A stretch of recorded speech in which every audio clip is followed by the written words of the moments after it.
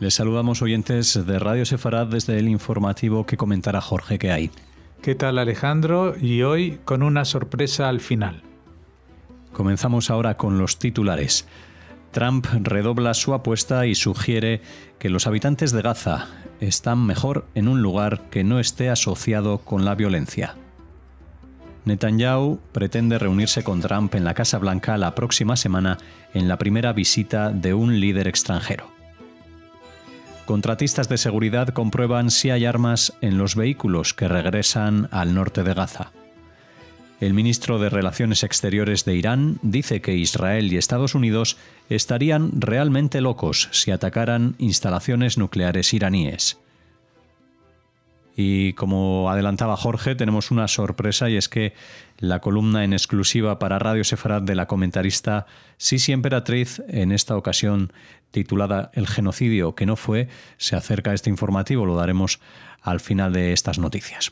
Comenzamos hablando del presidente estadounidense Donald Trump, que redobla su deseo de que Egipto y Jordania acojan a los habitantes de Gaza, sugiriendo que los palestinos estarían mejor en algún lugar no asociado con la violencia. Cuando miras la franja de Gaza, ves que ha sido un infierno durante tantos años. Ha habido varias civilizaciones en esa franja. No empezó aquí, empezó miles de años antes, y siempre ha habido violencia asociada a ella. Puedes encontrar gente viviendo en zonas que son mucho más seguras y tal vez mucho mejores, y tal vez mucho más cómodas, dice Trump. Cuando se le pregunta si esta postura significa que ya no cree en una solución de dos estados, Trump evita responder directamente y dice que discutirá el tema con el primer ministro Benjamin Netanyahu cuando venga a Washington para reunirse con él en un futuro no muy lejano. Cuando se le pregunta cómo recibió el presidente egipcio Abdul Fattah al-Sisi la idea de reubicar a los habitantes de Gaza en su país, Trump responde: su respuesta fue que le gustaría ver paz en Medio Oriente. Cuando se le presionó más sobre cómo reaccionó Sisi a su idea, Trump insiste en que tanto los líderes egipcios como los jordanos lo harían. Tanto Egipto como Jordania se han manifestado firmemente en contra de la idea de Trump, diciendo que se debería permitir a los palestinos permanecer en Gaza, donde miembros de la extrema derecha de Israel han estado pidiendo restablecer los asentamientos mientras abogan por la migración voluntaria de los palestinos del enclave.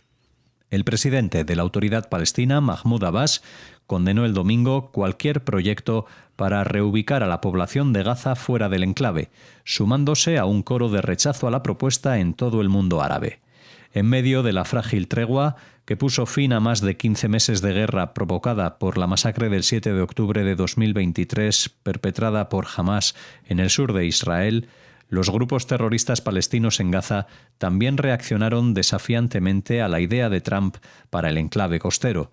Un miembro de la oficina política de Hamás dijo que los palestinos frustrarían esos proyectos como lo han hecho con planes similares de desplazamiento y patrias alternativas durante décadas. La Yihad Islámica Palestina, que ha luchado junto a Hamás en Gaza, calificó la idea de Trump de deplorable y dijo que alentaba crímenes de guerra y crímenes contra la humanidad al obligar a nuestro pueblo a abandonar su tierra.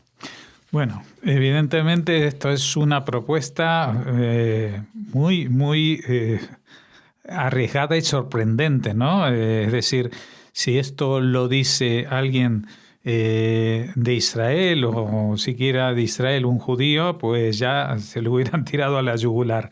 En el caso de Trump, pues ya tenemos que estar acostumbrándonos a declaraciones sorprendentes y que no sabemos si realmente van a estar soportadas o sostenidas por Trump durante mucho tiempo o fue una especie de exabrupto. Pero últimamente hemos visto que cosas tan extrañas que salen de su boca empiezan a convertirse en realidad, que realmente da para pensar. Primero, esto de que esta propuesta alentaba crímenes de guerra y crímenes contra la humanidad al obligar a nuestro pueblo. Bueno, yo de lo que veo y que leo y que escuché la entrevista a Trump, él no dijo que iba a obligar a los palestinos, de la misma manera que no iba a obligar a los egipcios y a los jordanos a darles cobijo. Me imagino que se referirá a una oferta que va a tener su contraparte de alguna manera. Es decir, no olvidemos que durante muchos años ya Israel ha cumplido más de 75 años de existencia, pues durante toda esta época los palestinos han vivido en campamentos de refugiados en otros países árabes y no como ciudadanos. Es decir, que sería muy diferente si los palestinos que viven en la Franja de Gaza, por ejemplo, pudieran ser ciudadanos egipcios. Quizás habría más de un interesado en serlo. O gente que vive en Cisjordania, en la zona que pudiera recibir la ciudadanía jordana y no vivir en un campo de refugiados palestinos en Jordania o, en el caso anterior, en un campo de refugiados palestinos en Egipto, sino incorporarse a la población de esos países. Yo no sé, no quiero arriesgarme a vaticinar, pero evidentemente esto ha ofendido especialmente a los grupos más radicales que basan toda su ideología y el axioma básico es que todos los palestinos que hay y que han sido y que incluso que no han sido, pero que alguna vez han vivido algún precedente de ellos, su abuelo o tatarabuelo en Israel, tienen derecho a tener un país por separado, y esto es lo que se llama la solución de dos estados. Y esto tampoco contraviene, esta propuesta tampoco es que venga a contravenir del todo la solución de dos estados, porque evidentemente puede haber un Estado palestino que sea incluso más viable si en la Franja de Gaza, en vez de vivir 2 millones y no sé cuántos cientos de miles de habitantes, pues vive una población un poco menor, en mejores condiciones, o que tengan las herramientas para transformarse en un país con mejores posibilidades. Como digo, esto es un debate muy teórico. Vamos a ver si en la visita de Netanyahu, que se anuncia en la próxima noticia, esto da alguna señal de avance. Lo que sí supondría seguramente es una bomba de oxígeno al gobierno de Netanyahu, porque no olvidemos que ya de él se ha desprendido uno de los partidos de extrema derecha, de Ben Gvir, y todavía mantiene en la coalición a Smotrich, y ambos estarían muy interesados en que la Franja de Gaza no fuera un estado independiente, sino que tuviera algún tipo de estatus diferente que permitiera la vuelta de colonos a ese territorio, colonos judíos a ese territorio. Como decimos, esto, como dijimos al principio, si esto lo dice un político israelí, sería calificado de racista y demente. Pero siendo una idea que suelta el nuevo presidente de Estados Unidos, quizás veamos algún avance en ese sentido.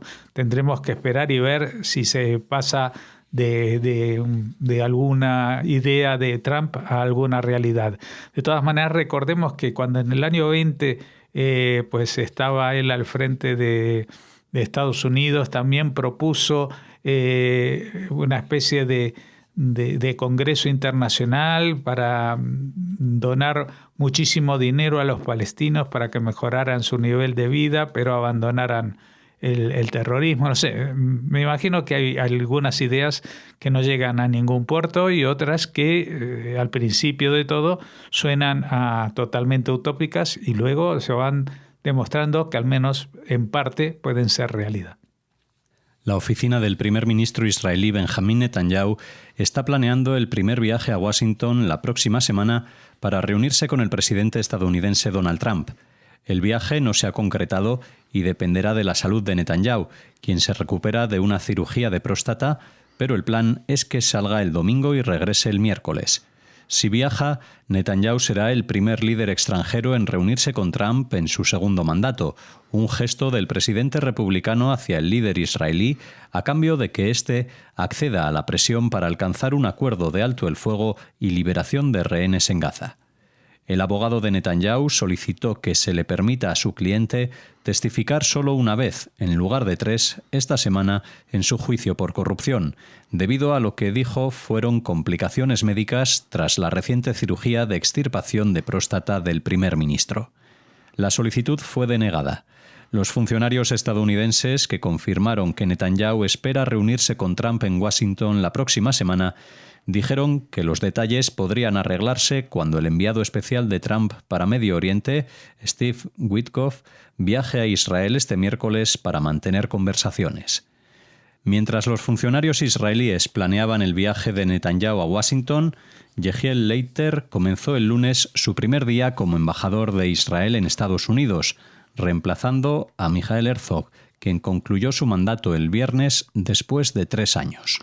Bueno, ya saben que la salud de Netanyahu ha sido protagonista durante las últimas semanas en Israel, primero porque se tuvo que someter a esta intervención de la próstata y esto impidió de que se presentase ante el tribunal que lo estaba juzgando. Ahora que ya salió de la intervención, dice que hay complicaciones y pidió que en vez de presentarse 3 veces se presente una sola. Le dijeron que no, que tiene que ir las 3 veces. Y esto está condicionando de, a ver, según se sienta, pues este domingo puede ser que viaje a Washington o puede ser que no viaje a Washington. Y esto pues seguramente haría que cambie un poquito el calendario de algunas cosas, pero no el fondo de las cosas. Justamente lo más importante de este viaje no es solamente, visitar a un presidente nuevo al que considera amigo, etcétera, etcétera, y avanzar en cosas de un futuro posible, etcétera, sino de cosas bastante más concretas. No olvidemos que en realidad este acuerdo de cese el fuego que se ha establecido con Hamás ha sido gracias en mucha parte a la presión ejercida por Donald Trump para lograr este acuerdo antes de que asumiera el poder el pasado 20 de enero. Así que seguramente esta presión seguirá para que Israel siga tratando de velar porque este acuerdo siga adelante, el acuerdo de alto al fuego con Hamás. También a la vez que hay un alto al fuego en el sur del Líbano que se ha postergado por 3 semanas más debido a denuncias de intentos de Hezbollah de infiltrarse en la zona, pero que bueno, eso ya estaba contemplado en el acuerdo que se logró hace un par de meses. Respecto a qué va a pasar o de qué van a hablar, yo creo que lo más inminente que le va a preguntar Netanyahu es justamente sobre la noticia anterior. Es decir, usted, nuevo presidente estadounidense, nuevo viejo presidente estadounidense, va a apoyar o va a presionar a Egipto y a Jordania para que acepten a los habitantes, a una gran cantidad, sin determinar, de habitantes actuales de Gaza. Me imagino que con el comentario que había hecho antes de que no como refugiados, sino como ciudadanos de pleno derecho en Egipto o en Jordania. ¿Estarían dispuestos esos países a concederles esta situación?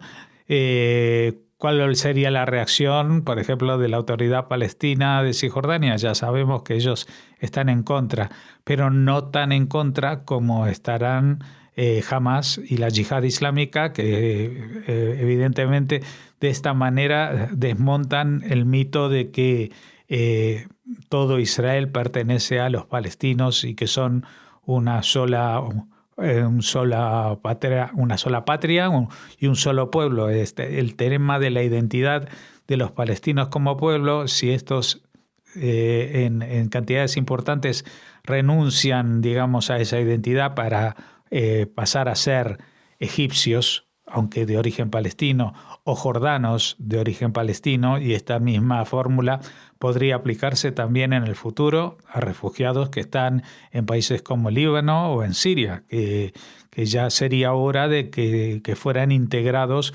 como parte de la población general, porque el estatus de refugiado no los beneficia para nada en ninguno de estos países. Así que, bueno, veremos qué es lo que pasa con esta idea más adelante, que de momento parece una butad, una cosa extraña que ha sacado de la chistera Trump, pero ya nos estamos acostumbrando a que estas cosas que suenan a chiste, pues en realidad representan a una voluntad diferente de hacer las cosas. Contratistas de seguridad egipcios, junto con una empresa estadounidense, están instalando puestos de control para inspeccionar los vehículos que se dirigen al norte de la Franja de Gaza a través de la carretera Saladino. Los contratistas forman parte de un comité egipcio-catarí que implementa el alto el fuego. Según relató un empresario palestino que cruzó un puesto de control, el personal de seguridad estadounidense va vestido con uniforme oscuro y revisa los coches, mientras soldados que hablaban un dialecto egipcio del árabe organizaban el movimiento de los vehículos y de los pasajeros que dejaban bajar mientras se realizaban las inspecciones. Dichas inspecciones del vehículo no llevan más de 1 minuto o 2. Estas inspecciones comenzaron el lunes. En el centro de Gaza se llevó a cabo un ataque con aviones no tripulados como advertencia después de que un vehículo intentó viajar al norte de Gaza a través de un área que está prohibida para el tráfico vehicular según el acuerdo, donde no se estaban realizando inspecciones. Durante los 15 meses de combates, Israel se mostró cauteloso a la hora de permitir el movimiento de los habitantes de Gaza del sur al norte por temor a que Hamás aprovechara la oportunidad para reposicionar a sus combatientes.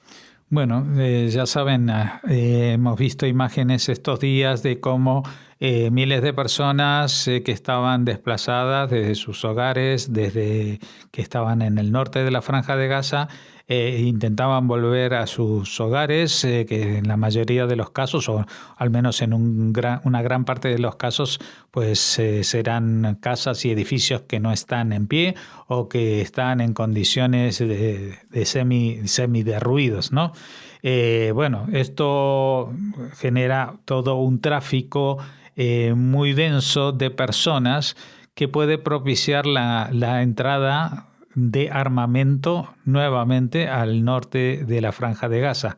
Es lo que se trata de evitar con estas inspecciones de vehículos. No se inspeccionan a las personas. Sí, evidentemente pueden llevar un arma, pueden llevar partes de algún arma, pero no digamos, grandes cantidades de armamento, que es lo que se teme. Y para evitar problemas mayores y ante el tema del cese del fuego, pues los que están inspeccionando no son los soldados del ejército israelí, sino una empresa privada de origen estadounidense, en la que colaboran también los cataríes y los egipcios, que, bueno, en definitiva, cuando se acerca un coche o un camión, un vehículo a la zona de paso, el control de paso hacia el norte, pues los viajeros descienden y el coche es inspeccionado para ver que no lleva estos armamentos. Dicen que esto apenas lleva un par de minutos, con lo cual tampoco es un examen demasiado exhaustivo, mucho menos que el que se realiza con los camiones, por ejemplo, en un punto de entrada de territorio israelí a la Franja de Gaza, conocido como Kerem Shalom, donde también operan, digamos, no el ejército, sino otro tipo de organizaciones privadas. El ministro de Asuntos Exteriores iraní, Abbas Araghchi, advierte a Israel y a Estados Unidos contra ataques a las instalaciones nucleares de Irán. Hemos dejado claro que cualquier ataque a nuestras instalaciones nucleares se enfrentaría a una respuesta inmediata y decisiva, dice el ministro, aunque expresa dudas de que Israel y Estados Unidos realmente cometan esa locura.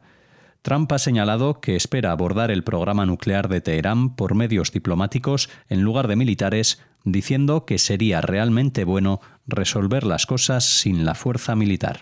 Bueno, vamos a ver, antes hablábamos de lo que expresaba Trump en cuanto a los habitantes de la Franja de Gaza y que parecía que era un loco con sus propuestas, y ahora resulta que en este tema de las relaciones con Irán se postula como mucho más pacifista que la mayoría de los países, especialmente que Israel. Dice, con esta postura que dice que sería realmente bueno resolver las cosas sin la fuerza militar. No sabemos exactamente cuál es la intención de Trump respecto al régimen iraní. Al parecer estaría bastante dispuesto a que los ayatolás sigan al frente del país, siempre que de alguna manera renuncien a sus aspiraciones a tener armamento nuclear.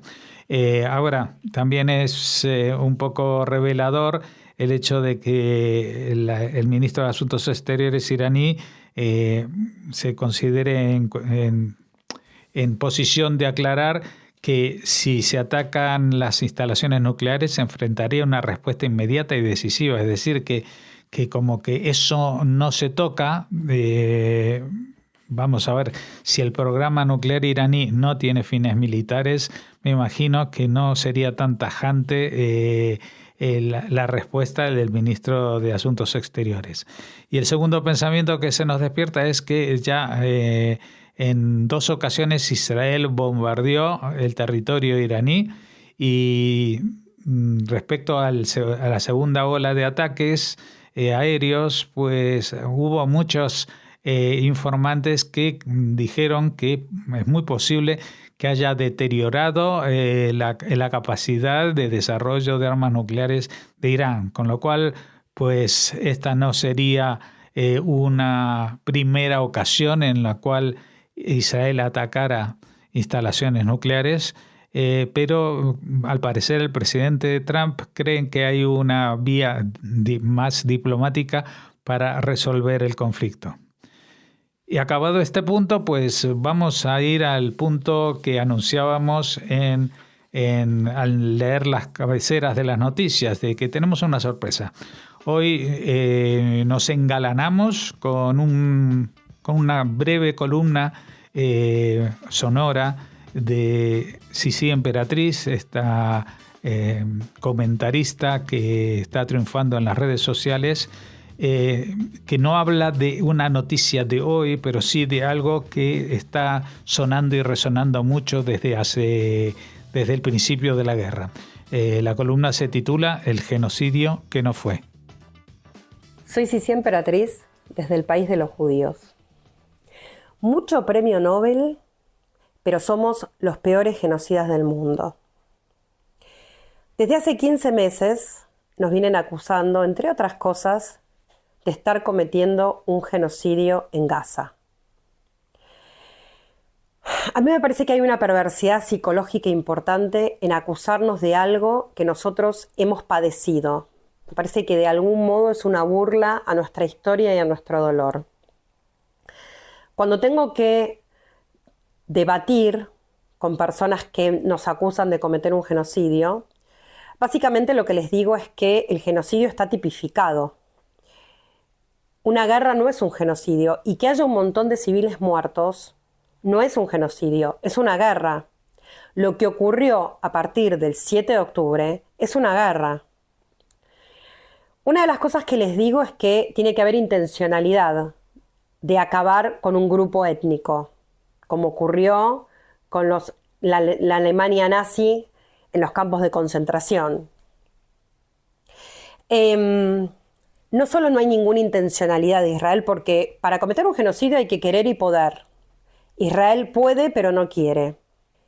La muestra más evidente es que los soldados del Ejército de Defensa de Israel desplazan a la población cuando van a bombardear determinado lugar o advierten antes de los bombardeos. Hay gente que de todos modos sigue insistiendo con esta acusación. Entonces voy a los números, porque los números son información pura y dura. Y entonces les demuestro que la tasa de natalidad en Gaza sigue subiendo, y esto es incompatible con el concepto de genocidio. Sin ir más lejos, les doy nuestro propio ejemplo. Nosotros ni siquiera en estos 80 años desde la liberación de Auschwitz hemos vuelto a ser la cantidad de judíos que éramos antes del genocidio. Y sin embargo, esto tampoco les alcanza. Entonces, en los últimos días me remito a las imágenes que ellos mismos están mostrando. No solo a las imágenes que mostraron los últimos fines de semana, los fines de semana de las liberaciones, en donde hemos visto a la población exultante. ¿Recuerdan ustedes las imágenes de quienes sobrevivieron a los campos de concentración? Gente que apenas podía sostenerse en pie. Esto no es lo que muestran las imágenes de Gaza. Muestran gente que ni siquiera ha pasado hambruna, que se sostiene de pie, que camina. De hecho, se están trasladando ahora del sur de Gaza al norte de Gaza. ¿Ustedes se imaginan a judíos que pasaron por el campo de concentración y que sobrevivieron caminando esas distancias? Entonces, me remito al material fotográfico que ellos mismos están mostrando. Ellos están volviendo, miles están volviendo. Ellos dicen que son miles los que están volviendo al norte de Gaza y lo señalan como una victoria.